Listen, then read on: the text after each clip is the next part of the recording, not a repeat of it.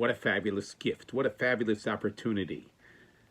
Rosh Hashana, Yom Kippur, the 10 days of penitence. God gives us this gift. Look, we are not angels. We make mistakes, and sometimes light and sometimes very serious. But there's a gift of teshuvah. There's a gift of penitence. There's a gift, an opportunity that God gives us to cleanse ourselves, to repair ourselves. Exciting, thrilling, but sometimes it could be a bit depressing. When we think about ourselves and think about the task of cleansing and going through all of my shortcomings and repairing, it might seem overwhelming. Let me share a beautiful Mishnah with you. It's the last Mishnah in the tractate Yuma that deals with Yom Kippur. Amar Rabbi Akiva. Rabbi Akiva says, Ashreichem Yisrael, how fortunate you are, Israel. Lifnei mi atem metarim, who purifies you? Avichem shabashamayim, your Father in heaven. And Rabbi Akiva quotes two verses. One verse he quotes, V'zorakti aleichem mayim tahorim utahartem. I will sprinkle on you pure water, and you will become pure. And then another verse, Mikveh Yisrael Hashem. God is the mikveh of the Jewish people. Ma mikveh metares tameim. Just like a mikveh purifies people who are ritually unclean, Af HaKadosh Baruch Hu, so too, God purifies the Jewish people. Looking at this verse, the Mishnah brings two verses, actually.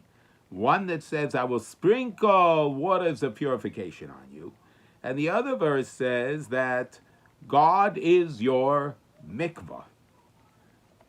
The great Kovner Rav, Harav Rabinovich of blessed memory, asked, what is the difference? Why does the Mishnah bring two verses, sprinkling and immersing in a mikvah? And he explains that these are two different types of purification. Stay with me, please.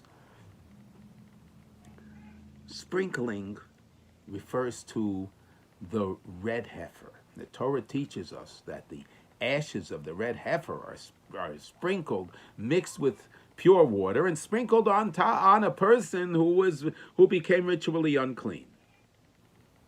And a mikvah, of course, is immersing in waters and becoming ritually clean. What's the difference between the sprinkling process and the mikvah process? The difference is the following. To be purified in a mikvah, to be cleansed in a mikvah, one has to go totally in the mikvah. If one hair does not get immersed in the water, the person does not become purified. But the sprinkling process that has to do with the red heifer, if even one drop falls on the person, even on his fingertip, even on his lip, he becomes purified, ritually purified. There are people who can cleanse themselves totally. They can go through every single aspect of their existence and purify this area, purify this area, purify this area. But what about the person that might feel it's just too much for me? I'm a lost cause. There's so much for me to fix up. So the message of the Mishnah of Rabbi Akiva is that there is a method of purification called sprinkling. Work on one area. Just like the sprinkling touches one part of the body, the person becomes on the road to purification. So too, Rosh Hashana is coming, Yom Kippur is coming, the 10 days of penitence. I'm overwhelmed. Think of one area.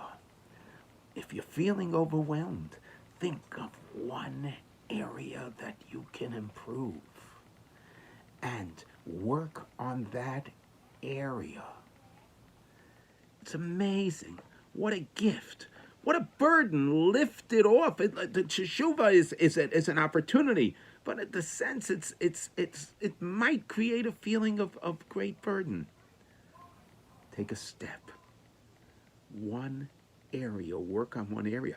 And our rabbis teach us, Haba l'taher mesayin oso.